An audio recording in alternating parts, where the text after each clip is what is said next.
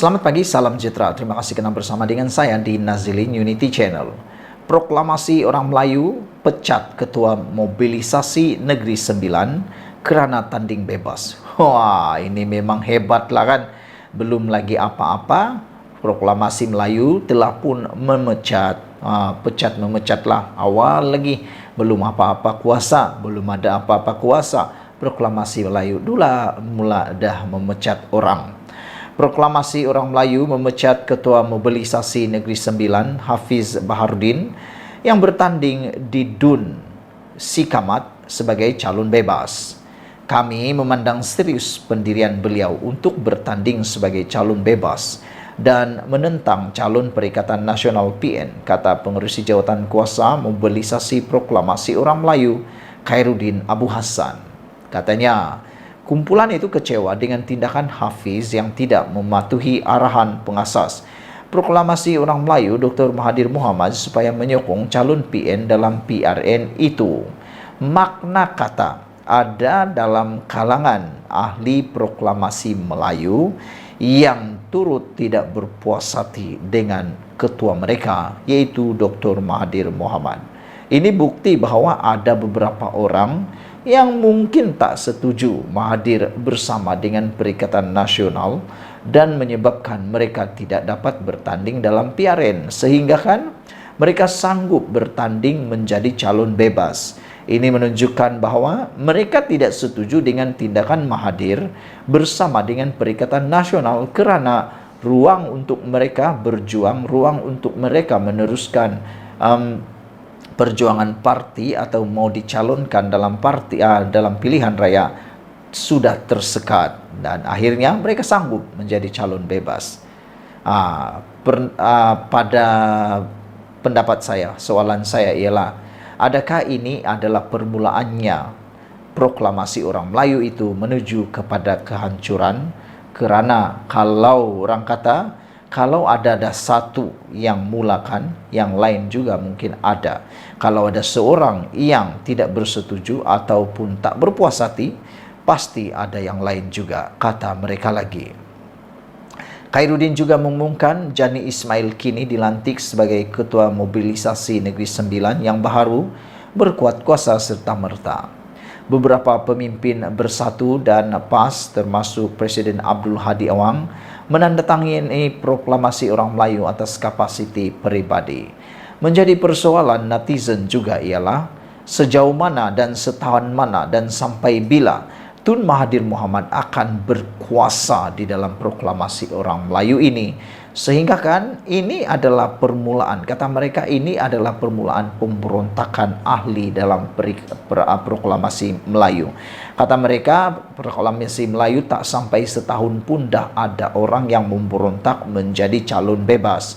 Ini kan pula, kata mereka, kalau dah mencapai 2 tahun, 3 tahun, adakah tidak ada cakap-cakap yang mahu Mahathir akan digantikan atau dipecat saja daripada proklamasi orang Melayu? Jadi timbullah persoalan bila Mahathir akan dipecat, kata mereka, kerana tindakan Mahathir menyokong Perikatan Nasional sebenarnya memang serba sedikit menyebabkan ahli dalam Perikatan Nasional ahli dalam proklamasi orang Melayu tidak dapat bertanding dalam PRN kerana menyokong Perikatan Nasional. Bulan lalu, Pengerusi Perikatan Nasional Muhyiddin Yassin dan Mahathir mengadakan pertemuan selama 2 jam bagi membincangkan kedudukan dan masa depan orang Melayu. Pertemuan itu dipercayai yang pertama antara kedua-dua pemimpin tersebut sejak langkah Sheraton pada 2020 yang menumbangkan pentadbiran diterajui Mahathir. Muhyiddin kemudian menggantikan beliau sebagai Perdana Menteri. Mahathir juga menyatakan sokongan kepada Perikatan Nasional dan dilihat berucap di pentas PAS bersama pemimpin Bersatu dalam kempen menjelang pilihan raya negeri di 6 negeri. Menjadi persoalan netizen juga ialah sejauh mana Mahathir Mohamad ini diperlukan dalam parti atau gabungan Perikatan Nasional. Ada yang bertanya, siapa yang guna siapa? Adakah Mahathir yang menggunakan PAS, menggunakan Perikatan Nasional untuk mendapatkan maruah beliau selepas kalah teruk dalam PRU 15, Atau adakah PAS dan Bersatulah yang sebenarnya mempergunakan Mahathir?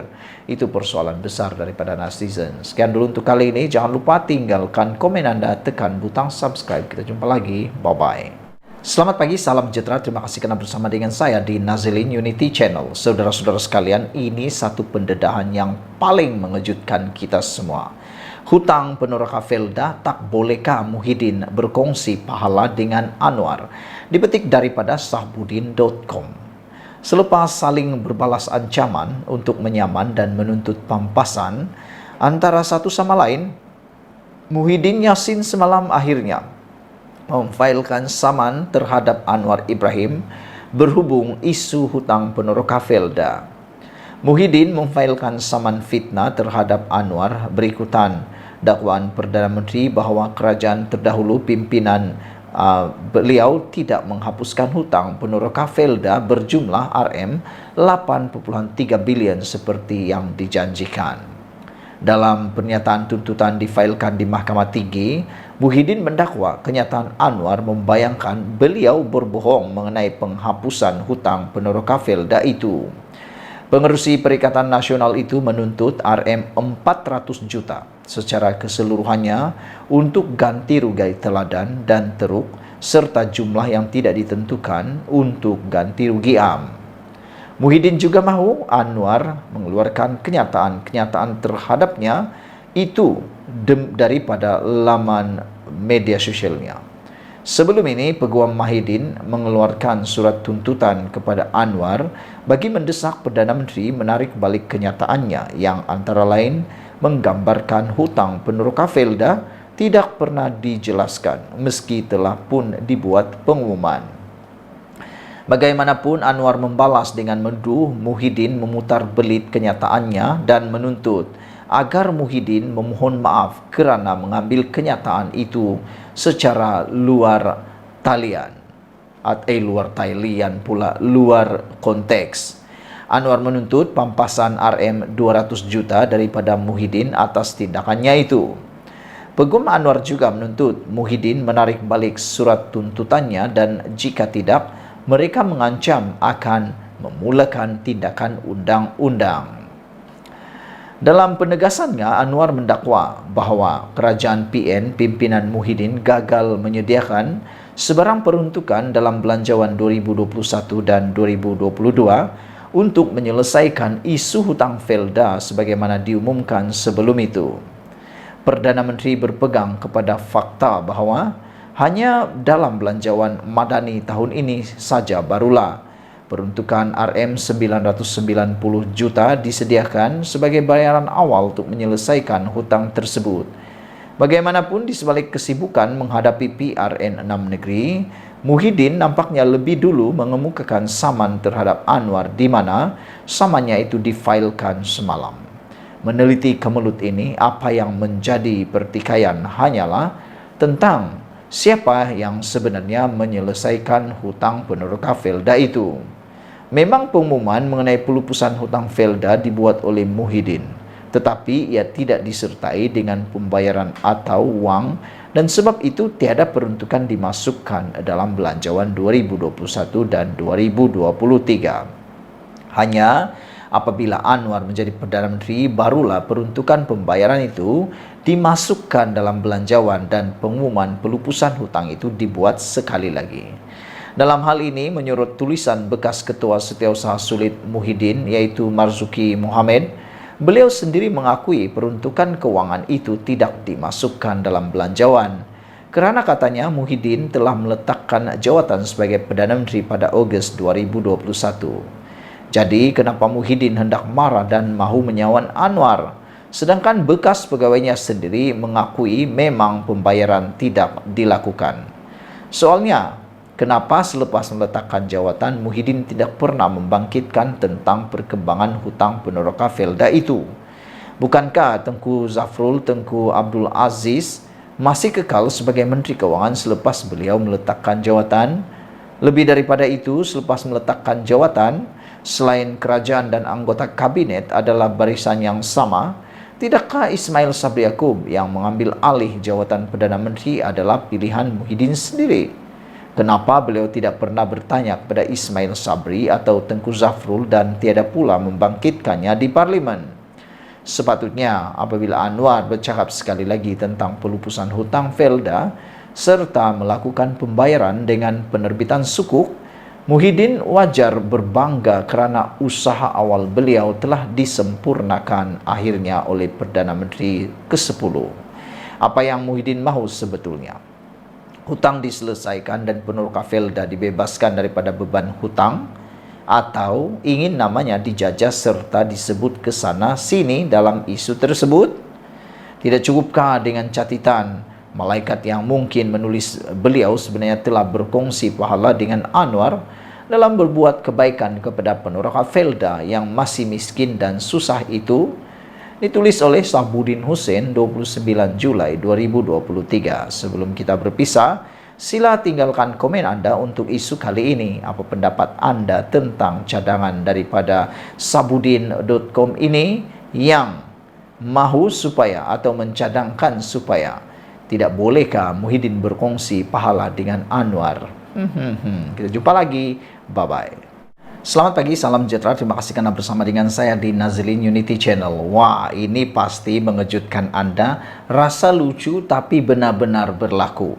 Dikala pilihan raya negeri ini masih giat berlangsung, panas berlangsung, ada orang pula yang berjanji. Dengar betul-betul nih, dia berjanji mahu cerai istri jika Anwar masih Perdana Menteri. Memang lucu kan? Bayangkanlah orang pentaksub ini, penyokong taksub Perikatan Nasional ini berjanji mahu cerai istri jika Anwar masih Perdana Menteri. Alamak, sampai begitu sekalikah pemikiran ceteknya itu? Aku pun tak tahulah. Nasib baik dia hanya cakap mau cerai istri kalau Anwar Ibrahim masih Perdana Menteri. Bayangkan kalau dia cakap benda yang lebih dahsyat. Contohnya melibatkan nyawa diri sendiri kah? Melibatkan nyawa orang lain kah? Bukankah itu satu perkataan yang bodoh? Kalau dia cerai istri, apa jadi dengan orang yang jadi Perdana Menteri itu? Katakanlah kalau Anwar Ibrahim benar-benarlah masih jadi terus menjadi Perdana Menteri, dia cerai istri dia, siapa yang untung? Tiada yang untung, dia yang rugi.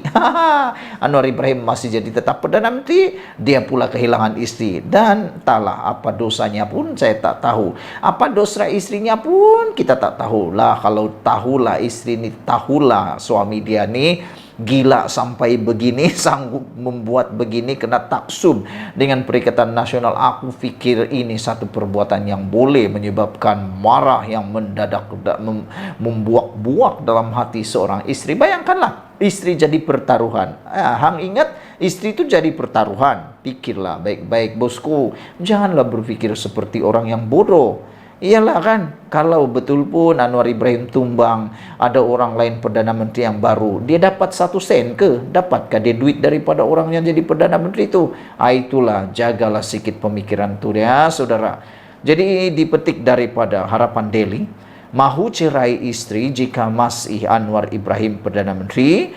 Penyokong taksub Perikatan Nasional ini dinasihat tarik balik sumpah tersebut. Nak sumpah tu pilihlah sumpah yang baik. Contoh, kalau anak aku masuk universiti, aku sumpah bagi satu buah masjid, buat sebuah masjid. Itu sumpah yang bagus. Ini sumpah mau cerai istri kalau Anwar Ibrahim masih Perdana Menteri. Aduh, aku tak tahulah nak cakap apa lagi. Ini boleh dikategorikan orang paling tak berpikiran lah, boleh kata begitulah. Kan, apa kamu setuju dengan aku atau tidak? Kalau Anda tak setuju, tak tahulah. Anda terpulanglah pada Anda. Mungkin Anda juga seangkatan dengan orang yang begitu sanggup memperjudikan, mempertaruhkan istri pula. Aduh, rosak pemikiran macam ni kan. Akibat taksub dengan parti politik kepartian, seorang penyokong Perikatan Nasional PN menjadi topik perbincangan orang ramai hari ini. Warganet bertanyakan sejauh mana implikasi sumpah individu atas nama Mansur Ali dari segi hukum Islam. Wallahi, saya akan ceraikan bini saya dengan lafaz talak 3 jika Perdana Menteri ke-10 dan Kerajaan Perpaduan masih bertahan sampai bulan 8 2023 katanya pada 4 Februari lalu. Aduh, tak tahulah. Sedangkan sekarang ni dah masuk bulan 8, besok, lusa dah masuk bulan Ogos dah. Bulan Ogos nanti kalau Perdana Menteri ini masih Perdana Menteri, Anwar masih Perdana Menteri, dia janji dia akan ceraikan isteri dia. Jadi kalau betul Anwar Ibrahim hari Selasa depan, hari Rabu depan masih Perdana Menteri, habislah hang. Namun berbaki 3 hari lagi untuk bulan Julai berlalu pergi, tangkap layar posting Mansur itu tular sehingga mendapat respon daripada pimpinan amanah. Aduh, kesian jugalah. Dalam gambar yang saya lihat ini, istrinya bukannya tak cantik juga nih, tapi sanggup dia cakap macam tu. Besar dia punya dosa macam ni, aku rasa-rasalah. Timbalan Pengerusi Amanah Kelantan Ustaz Cik Ibrahim Muhammad berkata, sumpah itu dipanggil sumpah lagha atau sumpah yang tidak terpakai. Beliau berpendapat mengikut Islam, sumpah tersebut tidak diambil kira dan tidak wajib ditunaikan, malah haram menunaikannya. Orang yang bersumpah wajib bertaubat kepada Allah dan membatalkan semula sumpahnya, kata beliau menerusi hantaran di Facebook hari ini. Menjawab pandangan yang menganggap kes talak seperti itu perlu dirujuk kepada Mahkamah Syariah, beliau menjelaskan individu terbabit hanya perlu menarik balik sumpah tersebut. Itu dipanggil baru bersumpah nak cerai istri, belum cerai lagi. Dia wajib tarik balik sumpah tersebut dan haram menunaikannya, kata Ustaz Cik Ibrahim lagi. Walau bagaimanapun, Mansur dalam reaksi balasnya memberitahu bahawa akaun Facebook miliknya telah digodam. Akaun Facebook saya telah dihack oleh seorang bernama Albab Al-Aklakan. Ini betul-betul tak tahulah siapa nama dia ni, Albab Aklakan. Dengan editan kata sumpah yang pernah diviralkan satu ketika dahulu dakwanya. Harap-haraplah apa yang dia cakap ini benar-benar berlaku. Facebook dia benar-benarlah digodam. Kalau tak digodam, ini satu perkara yang aku fikir perbuatan yang paling tak bermoral, paling tak berfikir punyalah. Apa pendapat kamu semua? Ikuti terus ulasan selepas ini. Selamat pagi, salam sejahtera. Terima kasih kerana bersama dengan saya di Nazilin Unity Channel. Ini pengakuan Muhyiddin yang paling mengejutkan saya.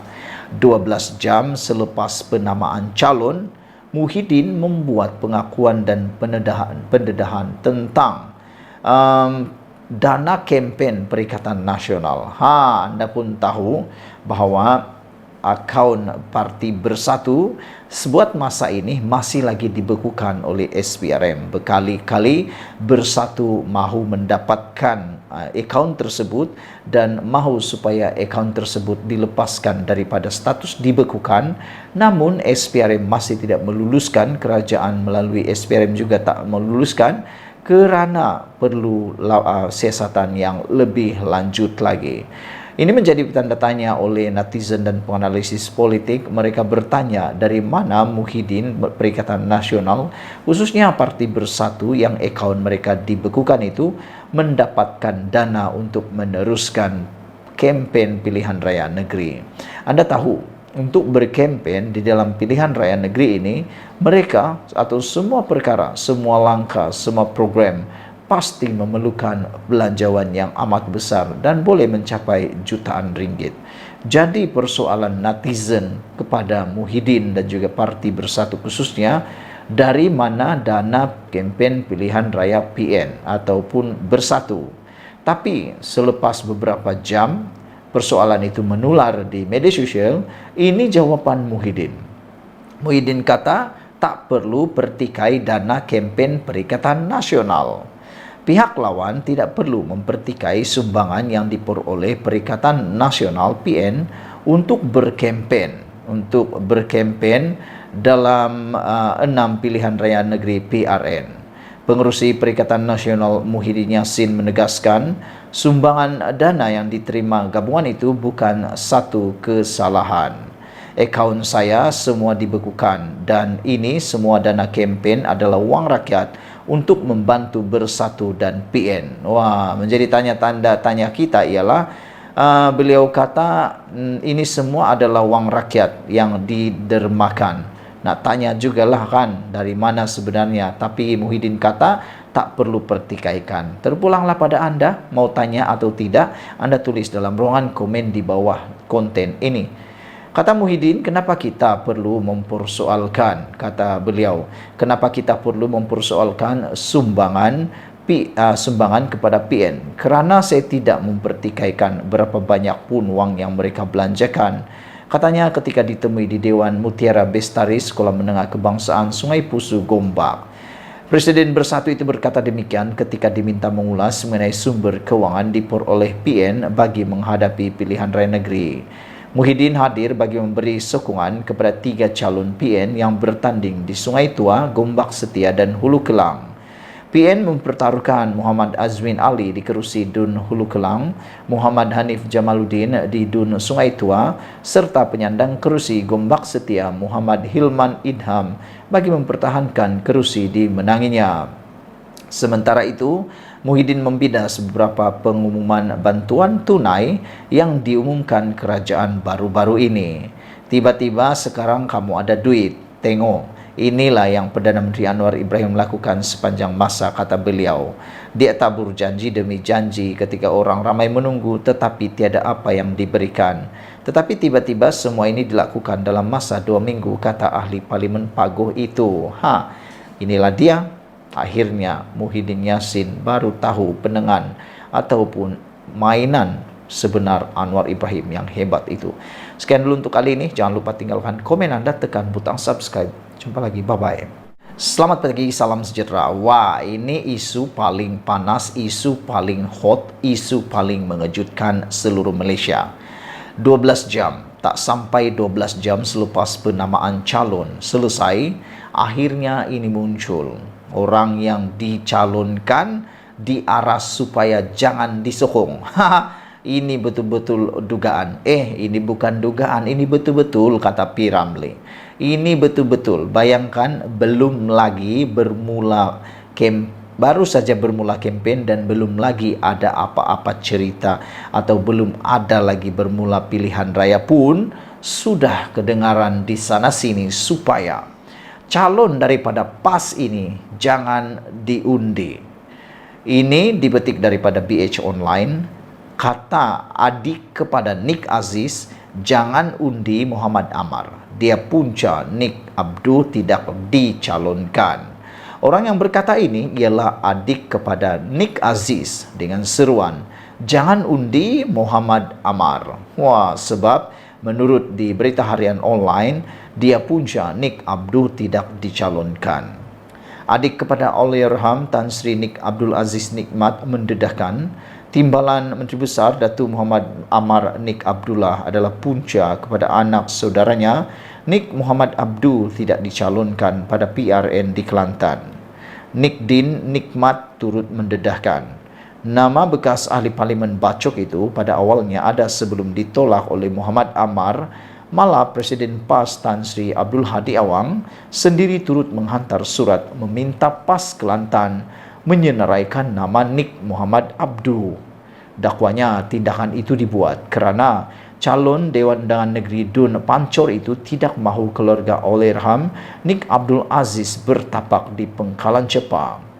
Pendedahan itu dikongsi menerusi satu rakaman video berdurasi 2 minit 33 saat yang tular sejak petang tadi. Sementara itu, ketika dihubungi bagi mendapatkan pengesahan sama ada video berkenan benar atau sebaliknya, Nick Din mengesahkan video berkenan sahih. Hari ini adalah hari penamaan calon dan pada hari pengisytiharan calon Perikatan Nasional PN, nama Nick Muhammad Abdul tidak tersenarai untuk Dun Cempaka. Saya hairan kerana pada 23 Jun lalu saya sendiri pergi berjumpa dengan Presiden PAS dan bertanyakan sama ada parti masih memerlukan Nick Muhammad Abdul. Presiden PAS jawab, memang kita perlukan Nick Muhammad Abdul kerana beliau cerdik, kerja bagus dan dalam Parlimen pun sentiasa bersuara.